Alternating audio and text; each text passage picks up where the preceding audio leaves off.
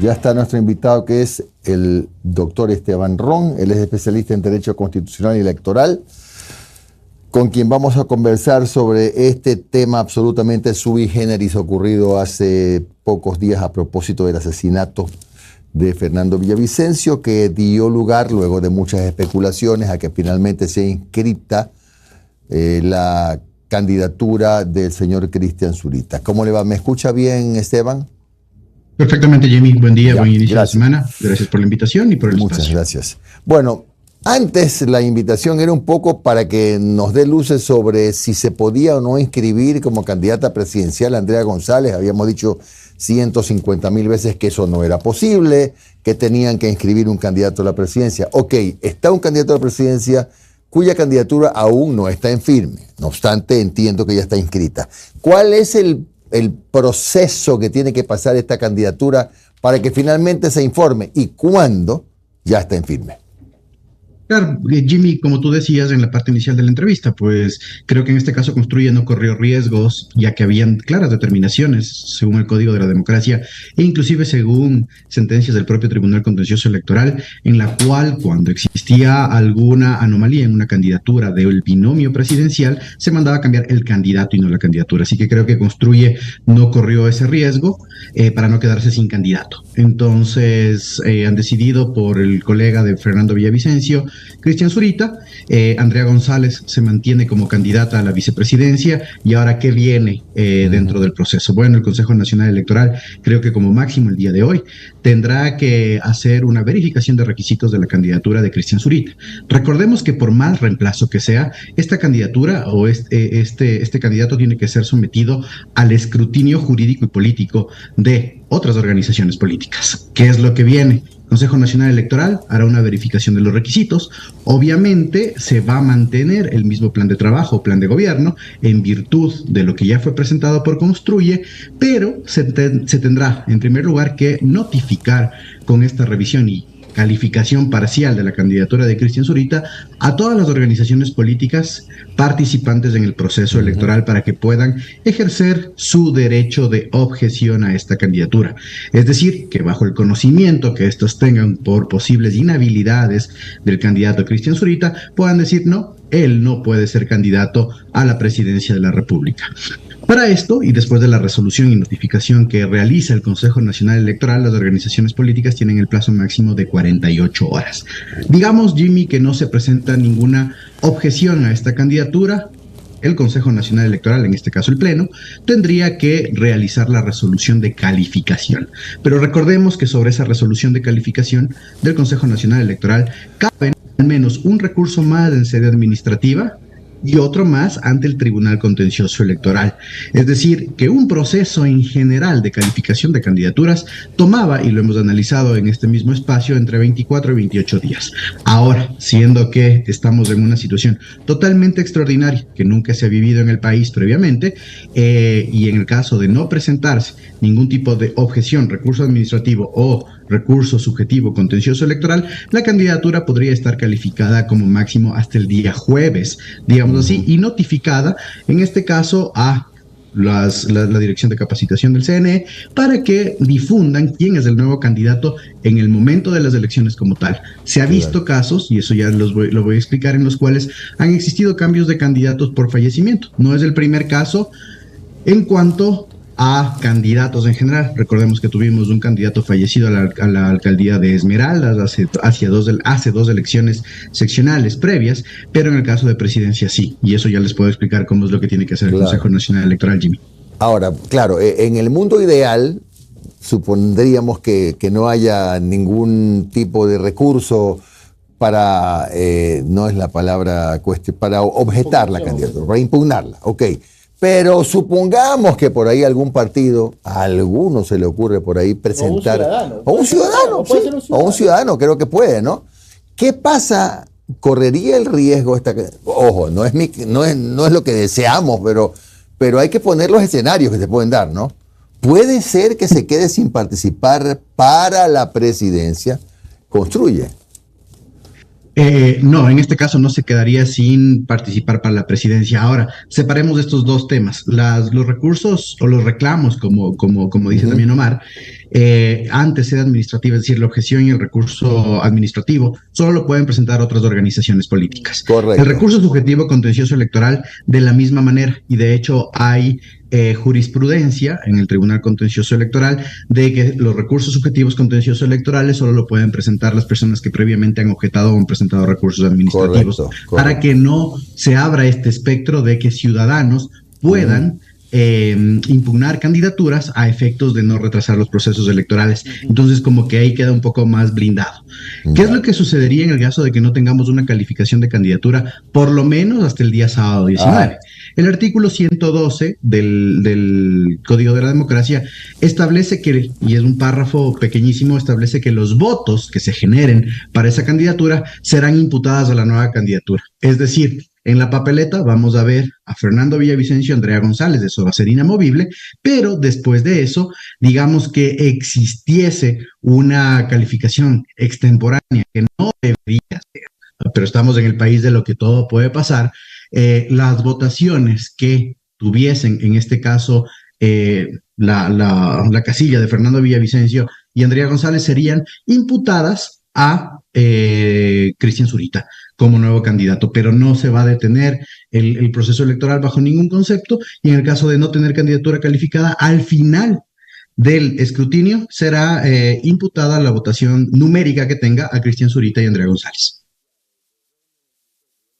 Abogado del diablo, Esteban, pero si no se lograra calificar la candidatura porque hay un proceso de impugnación y los plazos están corriendo, ¿cómo puede adjudicarse a Construye esa votación si no tiene el binomio completo?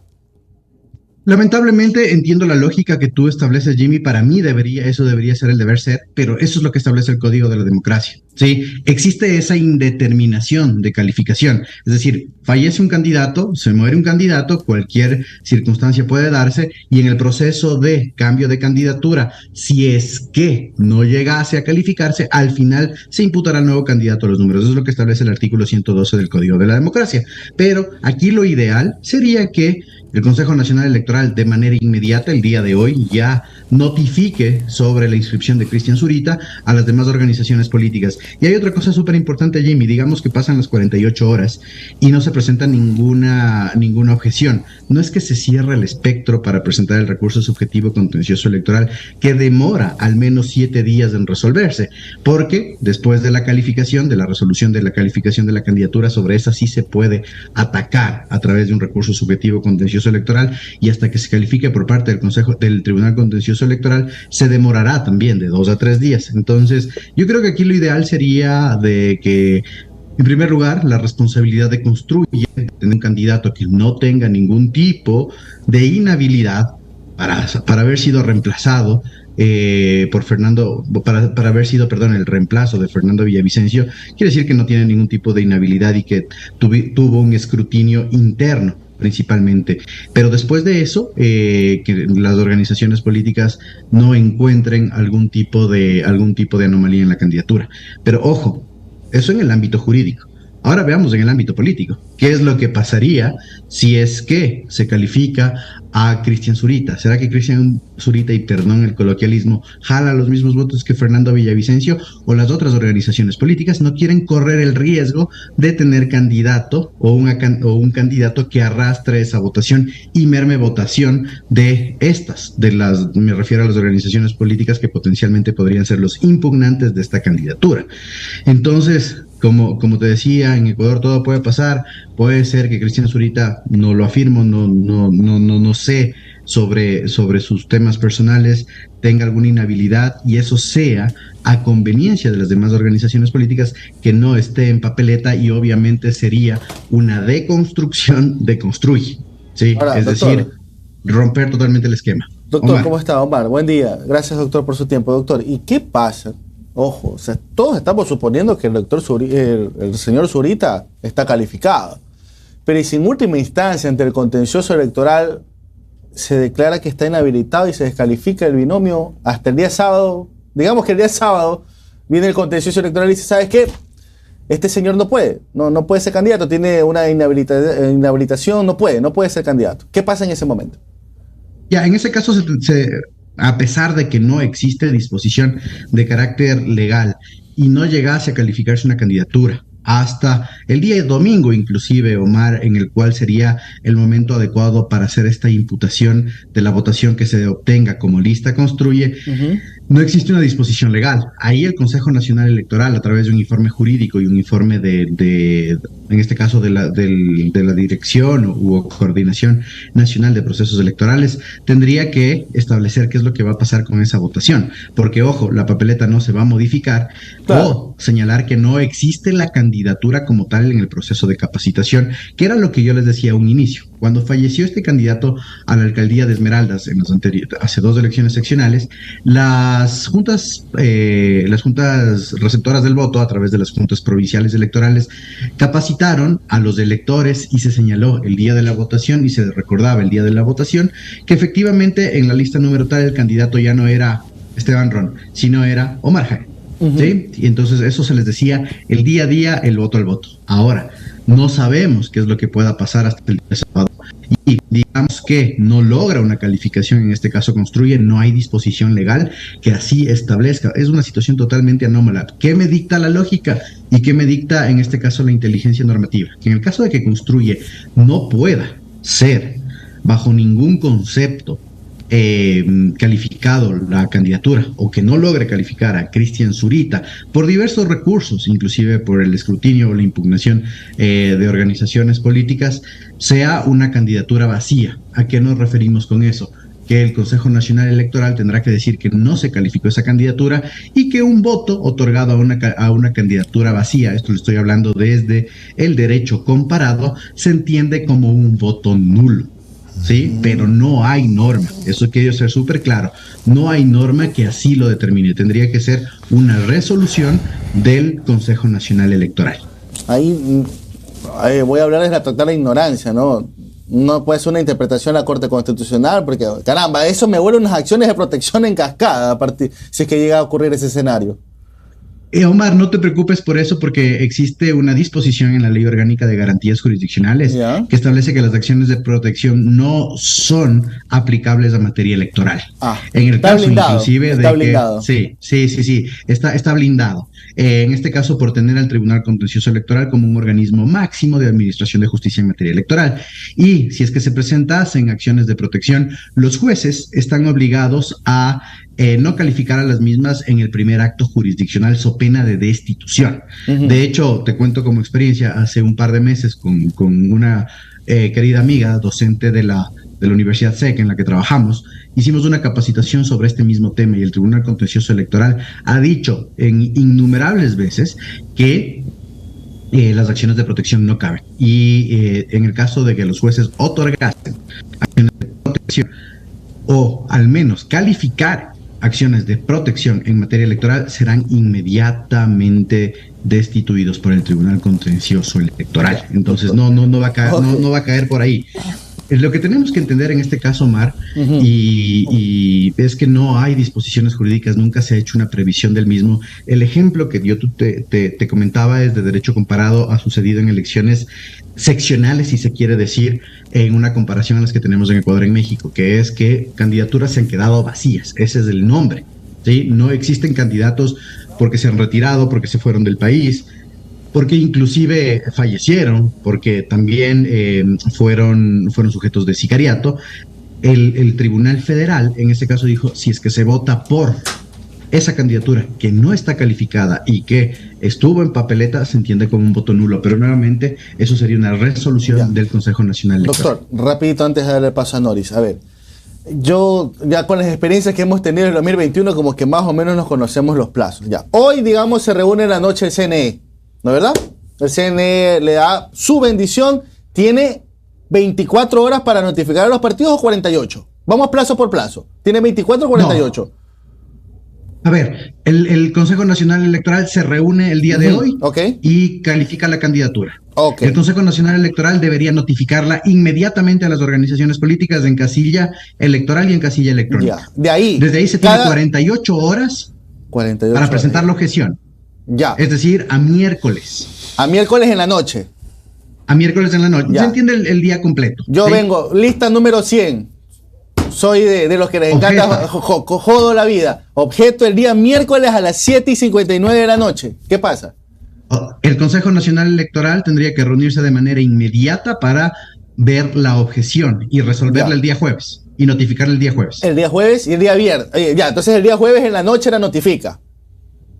Perfecto. Yo sigo con el ministro 100, soy jodedor, voy al contencioso electoral a las 7:59 de la noche del día viernes ya sería. ¿Qué pasa? Ya sería del día viernes. Ajá. El Tribunal Contencioso Electoral tiene o se demora entre 48 horas y 3 días a efectos de calificar el recurso. Ya no habría candidatura. Ya, entonces, ojo. A ver, si se demora 3 días es para admitir o no la causa, pues, ¿no? Así es, para admitir o no la causa. ¿Y si la admite? De 5 a 7 días, que es lo que demora normalmente una causa contenciosa electoral para resolverse, y estaríamos hablando del 24 de agosto. Perfecto, entonces a mí, digamos que se reúne el contencioso electoral y no me da la razón, pero yo vengo y aplico los recursos horizontales y de aclaración. ¿Cuántos días más son?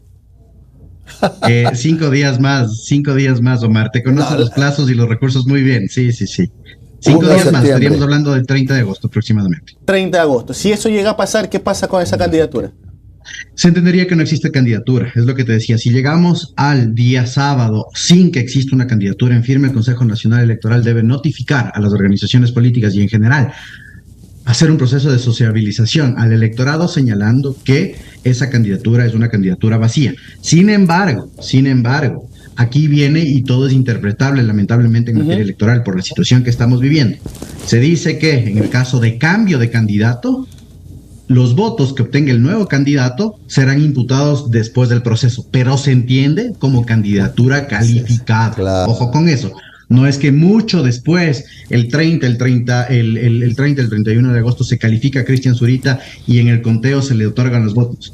Bastante complicado que el Consejo Nacional Electoral haga una resolución en ese sentido por 2 principios generales. El de certeza, que se tiene que saber por quién se está votando, y en este caso el proelector, que nuevamente si es que nosotros hacemos una situación paralela, estaríamos diciendo que el elector requiere saber por quién va a entregar el voto. Doctor, ya le doy paso a Nori, solamente una pequeña observación. Supe que en una reunión de los representantes de los partidos políticos con delegados del contencioso y del CNE, se habló de una figura, digamos que nueva, la no adjudicabilidad de los votos, o sea, que serían, si es que no se califica, ¿no?, al candidato, son votos no adjudicables, porque esto me lleva a coincidir con el doctor Ron, porque no hay puntualmente la norma que diga con puntos y comas. Entonces le están hablando de una figura que se llama votos no adjudicables, o sea que tampoco serían nulos. Bueno, pero eso es otra historia.